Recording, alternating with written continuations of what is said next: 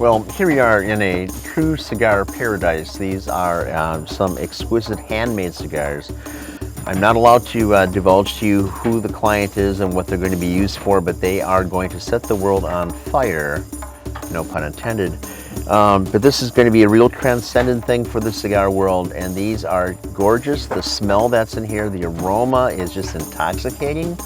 The look, the sheen, the feel is extraordinary. This is the pinnacle of cigar making, and truly, compared to anything I've seen in the world, these are the top. Absolutely extraordinary. Again, it's a shame we don't have smell-o-vision because, my gosh, this is wonderful in here. And I'm looking forward to smoking one of these gems at one point when they're released to the marketplace. Wow. Cheers. Hi, my name is Sandra Cobas, and this is my palace, my world.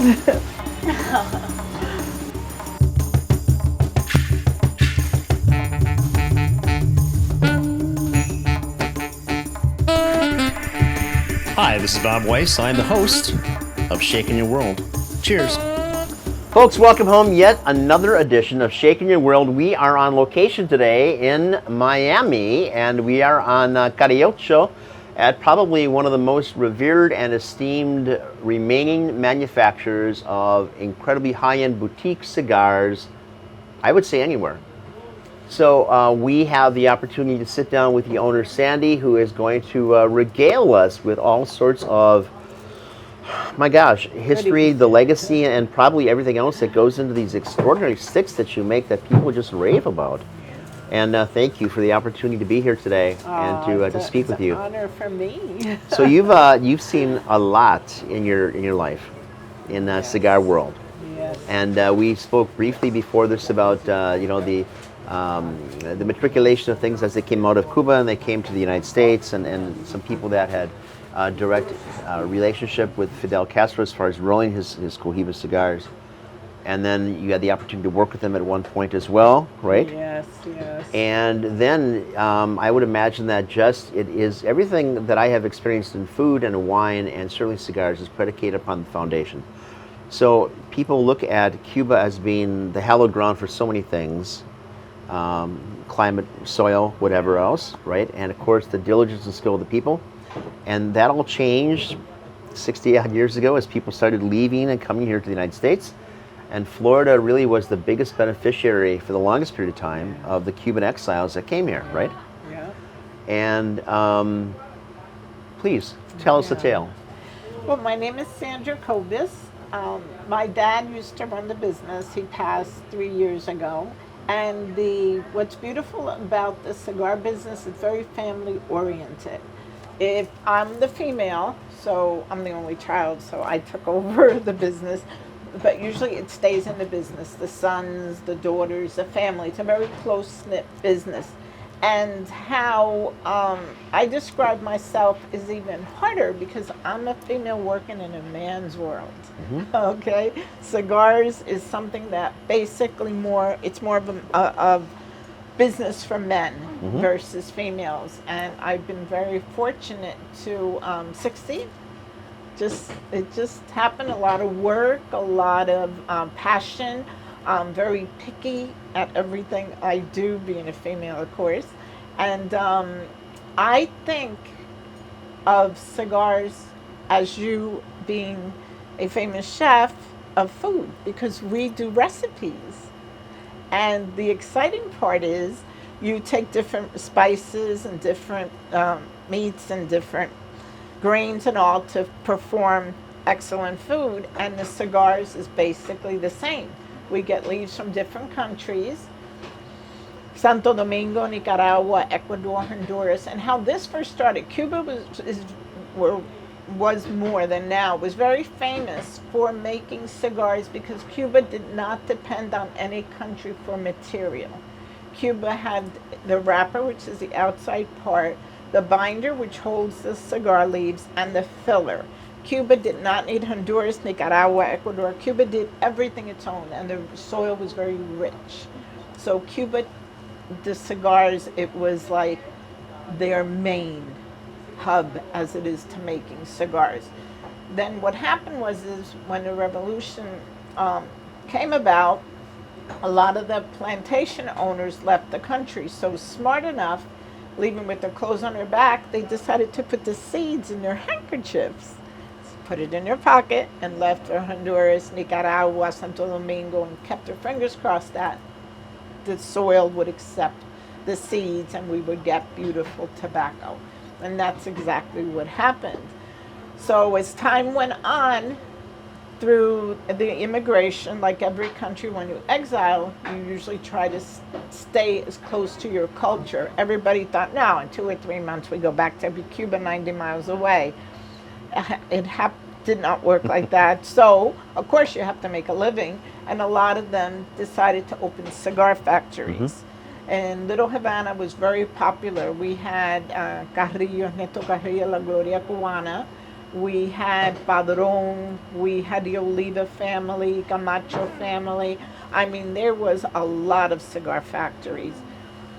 Then what happened with the boom in the 90s, the beginning of the 90s, the cigar boom started and it just shot up.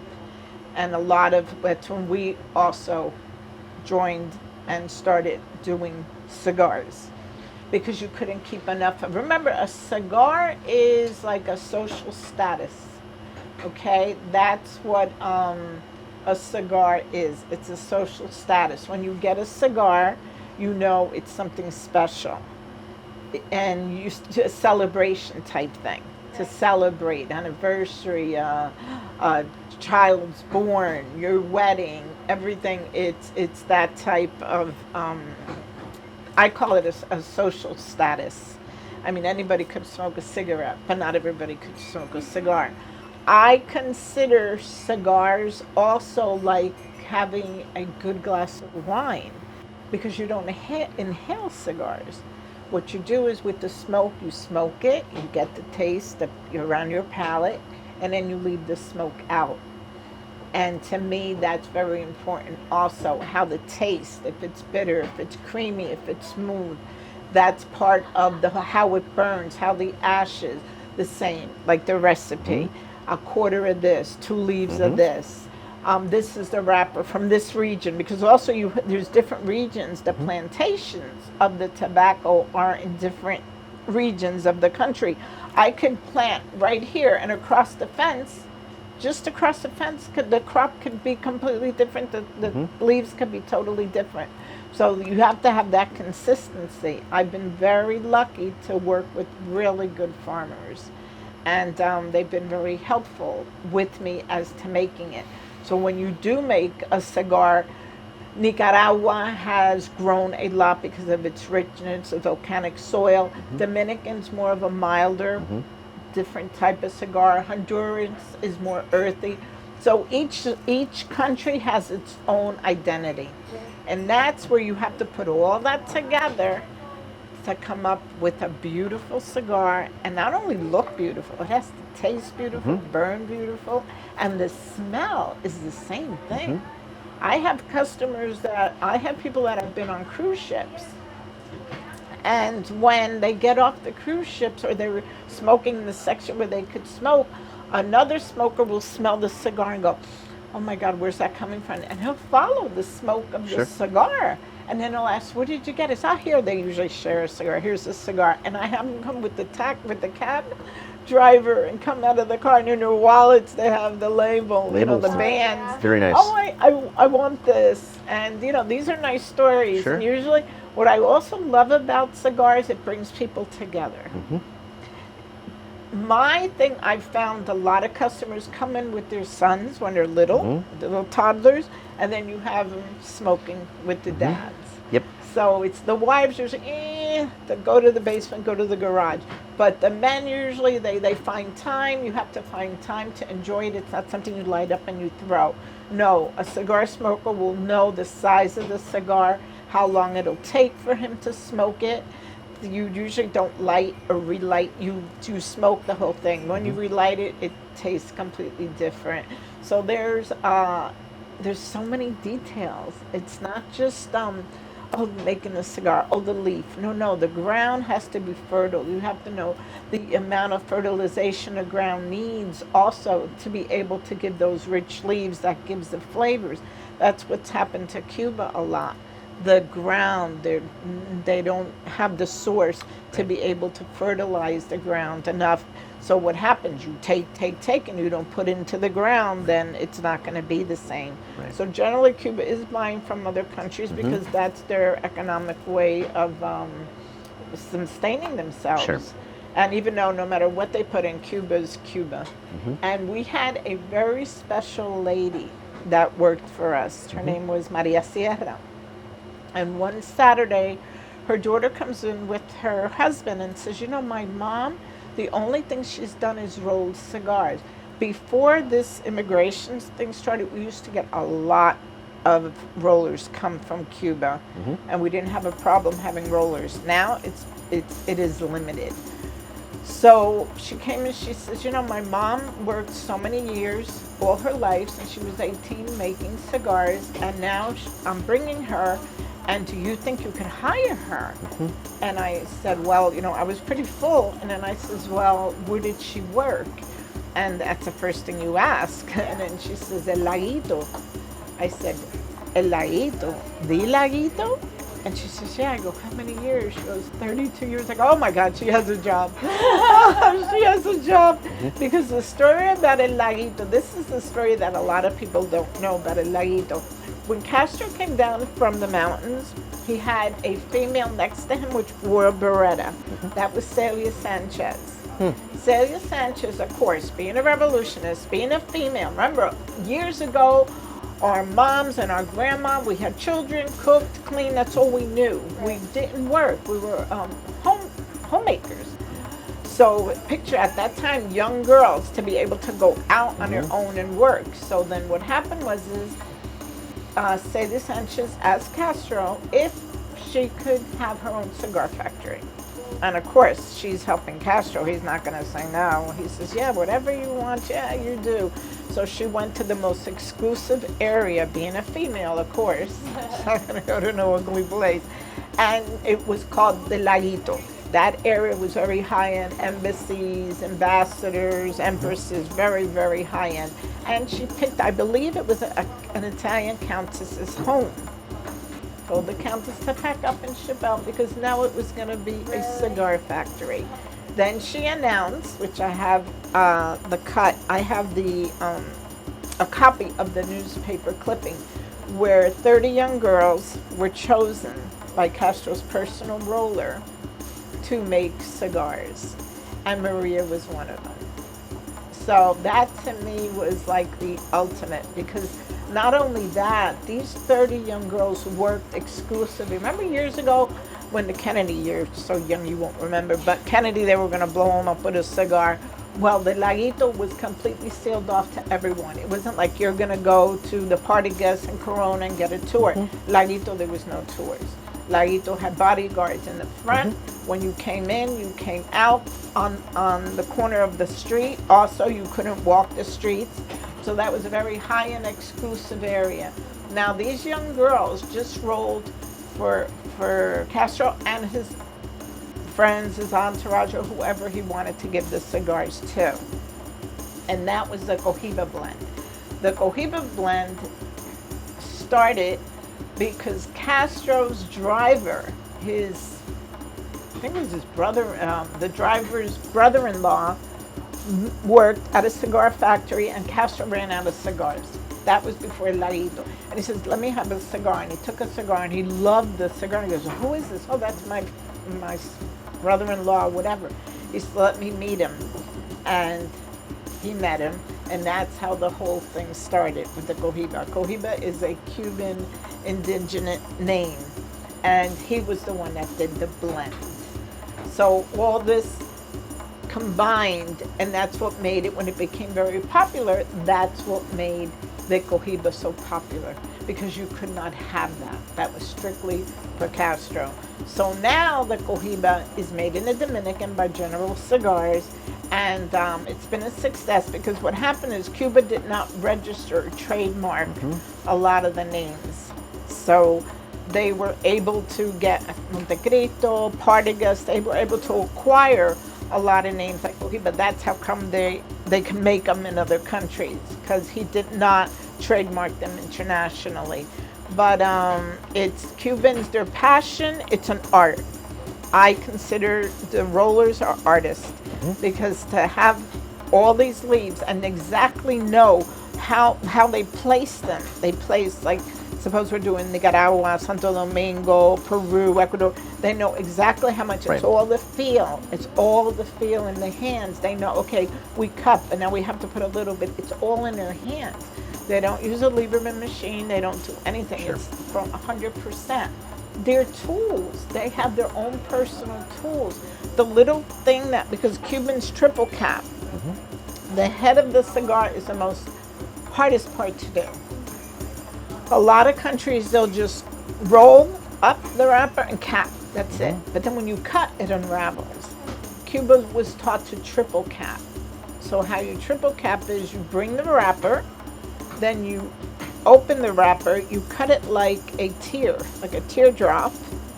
You put the tear on it, you overlap the wrapper, and then you go around 3 times. It's like hemming a pair of pants. When you're hemming a pair of pants, that's what I call it. And when you cut it, it won't unravel. That's what Cubans are known for. Also, Cubans are known for starting from start to finish making their own cigar. They don't work in teams like other countries that one does the bunching and the other one does the wrapper. No, Cuba, from start to finish, they make their own cigar. And that's like having your own personal roller. Like yourself, you're a chef, you have your assistant. But the ingredients you use and how you like it, you know what you like. Now, if you have 2 or 3 other chefs and it's the same recipe, it's not going to come out like you. No.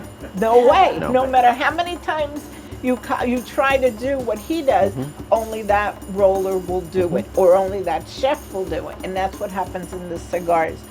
When we box the cigars or we bundle the cigars, it'll have the roller's name and the date. So when you get a box, you know who makes it. You'll Very know. nice. It's like your own. That's why we've been very successful, because you come in and you say, oh, I want a Corona from Belkey's. And you see Belkey's making your cigar. And they're so fussy. I have these customers that are so, they just want that certain roller to make that certain cigar. And then when we box them exactly like that. We don't mix your cigar with them. No. The wheel, they call it the Cuban wheel of 50. If they do 100, that's 2 wheels of 50. Those boxes of 10 or whatever will have that roller's same blend, same taste. If you use another roller mixed with that roller, when you go for your second cigar, you're going to go, it's different. It's different. Right. You know? So that's how I compare a lot of the cigars to... I concur with everything you said, Sandy, because it doesn't matter if you're cooking, if you're manufacturing cigars, it's the craft that goes along with that. Yes. Winemakers is the same thing, and that's why those people that excel at what they do have such a great following, because other people can't touch that. And a passion. Absolutely. And a passion. It has, no matter what you do, you have to love what you do. Let's talk about the business portion for just a moment, because I can recall vividly back in we opened up in 1986 at Shakers. Frankly, I've been smoking cigars since college, so before that, probably even from high school jazz band, even before that. So I remember vividly in the early 1992, 93, and we had Ernesto Carrillo in for the first cigar dinner he could get anywhere in the world. He could get at my place in Milwaukee. But from that point on, cigars were on fire. And that's, of course, before Cigar Aficionado actually launched as well. It was the Wine Spectator days. So, you know, they already covered us because of the wine list of Shakers, and now they're covering us for cigars. But we did ridiculous numbers out of the gate, and we would do 2 and sometimes 3 dedicated cigar dinners per month, in addition to the normal business. And of course, in those early days, we didn't have the enhanced ventilation that we do. So, you've got 70 or 80 guys that begin the gig. It's a 5-course thing, and then as the day goes on, you've got this blue cloud that just kind of permeates all the way down. So I remember that, and then I remember things like even Summerfest, which is billed as the largest music festival in the world. Happens in Milwaukee. And we began the cigar concept with them in 1996, and we sold over 25,000 sticks in 11 days, actually 10 days at that time, for the 96 and 97 iterations of that festival. And it was a challenge to get cigars to that. It was. And we're kind of seeing the same thing happening now, where there is, due to the pandemic, of course, in my mind, these incredibly dark days always create opportunities, silver linings. But as I think retailers are doing incredibly well with cigar sales, so much so that we're kind of on allocation with all sorts of products. And we've had, Carlito up a couple times for cigar dinners, but even his products now are just not in the pipeline, right? Family, yeah. So what are you seeing taking place through the pandemic and just from a business perspective? Well, I think that people that are home now, especially men, are smoking more and drinking more. I just need to have a liquor store and I'd be set, or a wine shop, because that's what they're doing. I thought the sales would go down, but we are so back order from people just wanting to smoke. I guess they're home to relax, the stress of everything that's going on. So basically, a lot, and a lot of factories too. Remember, a lot of these countries are in lockdown too. Now's when they're starting to open up. So that's caused a lot of problems. The hurricanes, also the bad weather that Honduras had, Esteli and Nicaragua. And people don't realize when there is hurricanes or bad weather in these countries, the crops are ruined. Right. So if you don't have farmers that have stock, have their inventory protected for years, because that's another thing. You have to use aged tobacco. You can't just get a leaf and here I'm going to make it. No, everything has to be aged. Some of them do hurry and do the process of fermentation. I can't because I'm too little. Where am I going to ferment? Right. So everything I buy is aged. Has to be aged 3, 4, 5, 6, 7 years before you could be able to smoke it. Because otherwise the smell of the ammonia and everything is totally different. So cigars, believe it or not, I thought when this pandemic, I said, oh my God, wow, what's going to happen? What's going to happen? We were like off the phones of people going crazy ordering and still ordering.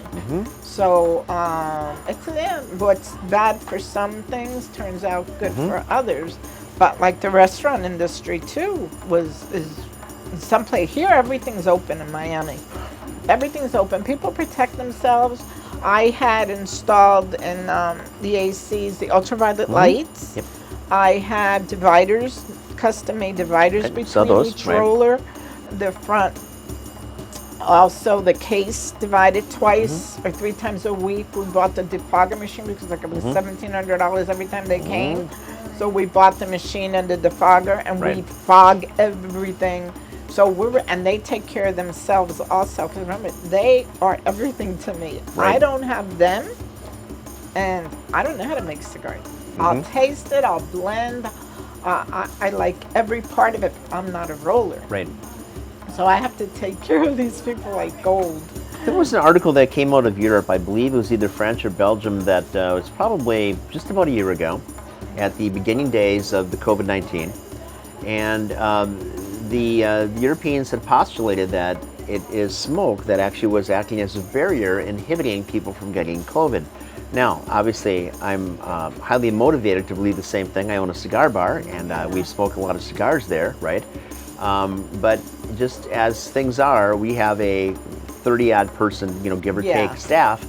And for the most part, those people that smoke cigars around things have not suffered from COVID either.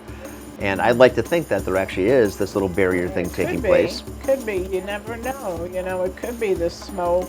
Like when you're defogging, the smoke could actually form like a barrier or protect the person. You don't know. The thing is, so far, until we finalize it, because, we don't know. You have to take care of yourself, basically. But I know that our sales have, tripled.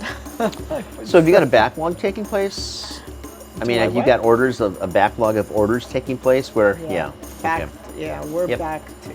We're back. It's a shame because the thing is, like I was telling you, we don't have a lot of, through immigration, a lot of Sure. people aren't coming in. Right. So, and those are the I only hire Cuban rollers. Not that I don't want other rollers, but the thing is, they don't work the same way. So Right. you can't have different nationalities Right. making different cigars.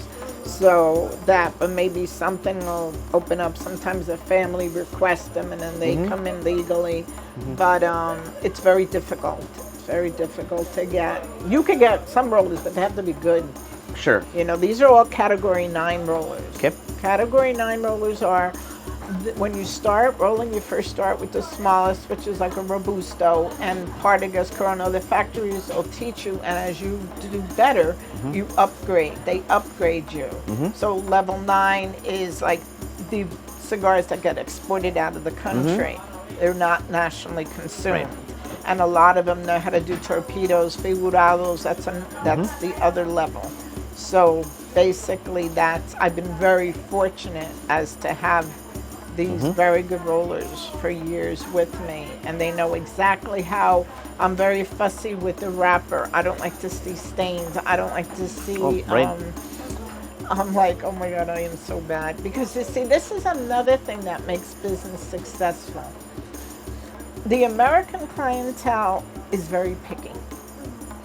You never hear an American bargain for a price or say, can you give me a break or this or that. Latins usually are into, give me a break, oh, that much. Americans don't. But when they pay, they want what they pay for. Right. And that's where we come in. I was brought up, I'm Cuban, born in Havana, Cuba. I was very fortunate. My dad left before the revolution. So I was brought up mentality-wise, work-wise, everything more of an American style. So that's who I cater to. That's who my clientele is. They expect the best, and they don't ask prices, but they want the best. Right. And that's how keeps us so many years. We've been in business. We're going to be 25 years already doing the cigars. Oh yeah, because the cigar has to draw perfectly. You see the men when they smoke it, it's like this romance. They'll leave anything they have to leave just to get in a little corner by themselves, or the comfortable chair, or even walk the dog, or mow the lawn, or sit in a garage by themselves quietly, and they have this romance with the cigar. It's unbelievable, but that's how they look at it. And when you're involved so much with a cigar, you want it to taste good. You want it to smell good. You want it to burn good. It's a romance. I call it it's a romance, and that's why we've been very successful, because we know what something's good. I don't let anything go past. When you come over from another country, it's a little different because the economy's different. They won't notice. No. Oh, yes. We're in America now. It don't work like that. No. Everybody notices everything here. Right. And that's why I'm so fussy, and they know how I am. And some people don't like that. Some people are like, oh my God, why does this happen? It has to be perfect. Right. Everything isn't perfect, but you have to try your best to make it perfect. Because if you're going to pay $25, $30, $40 for a stick, you better make sure that stick is good. Absolutely. You know? You better make sure. And that's where you establish that reputation. You establish that clientele. Like you at the restaurant. You'll see someone and go, he doesn't even have to tell you what he wants. You know exactly how he likes his prime rib, or how he likes his fettuccinis, and that's why they go to you. They don't ask you, oh, how much are you going to charge me for the prime rib? No. They know exactly, and they want you to do it. And it's the same thing. It's the same. So we're both on the exact same page. That's exactly how it is. That's how come I believe that food, wines, liquor, cigars, it's all together. After a good meal, you want to have a nice cognac with a cigar and relax and talk. Experiential. And These are all experiential things. Absolutely. That's it. Yeah.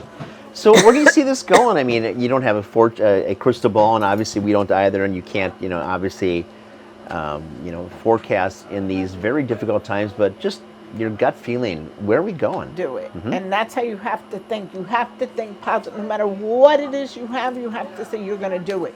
You're going to make it, and because God wants you to make it, and you're going to make it, and you just program yourself that you're going to be successful Right. or you're going to get out of any. There's always a light at the end of the tunnel. Absolutely. I don't give a hoot who says what. There's always another. The whole world is going through this. We're not the only ones. Yep. Some, it's very sad that some have been very sick and have passed. Right. But life goes on, and we have to keep on going because life is a struggle. Who knows? Maybe in the other world we won't go through all this struggle. But in the meantime, here's where we are. So Correct. here's where we have to, you know, try to survive. And to me, this will pass. I believe all this will pass and everything will go back to normal. It has to go back to normal. All these years, through centuries, the world has gone through a lot of epidemics and a lot of things. It has. And we're more modern now than when the Black Plague and other sicknesses. We're going to pass. I like to this. think those of us that have, applied ourselves and put ourselves back in the game and spent more time with the customers, interacting with the clients, interacting with your staff, and have really taken it upon ourselves to invest back into ourselves and the companies, will do incredibly well. Yeah. So we had obviously we were shut down in Milwaukee for 3 solid months. All restaurants were. Like us. And then we came out on the rip. So we had record July, August, September, October way off the charts. We had a little hiccup with December as far as corporate Christmas parties because those never came back, obviously. No, of course. But January is off the charts as well, and if we had more space at Shakers, we would fill it. It's amazing, but we were one of 22% of the restaurants open last summer in Milwaukee, and that's part of it because people just, I'm not going to go out, I'm not going to do this, but you have responsibilities to your staff. Of course. And if you don't engage that, if you don't open those doors, if you don't find a way, even with the protocols now, to do something, you may as well just go home or stay home or something else. Yeah, that's so exactly I'm like thrilled. Us. I'm not, we're here for a reason. We're here because you have an extraordinary reputation for what you do and the products that you make. And I am thrilled that you have embraced that and you are continuing to do what you do because we who manufacture food and sell wine need people like you to keep doing what you're doing. Of course. It all fits together. It's all synergy. fits together. The whole, we all fit together. No matter what we do, we're all in this together. Yep. Like I say, I take care of them because they take care of me. Absolutely. Your employees take care of Yep. you. Your customers take care of you. My customers take care of me.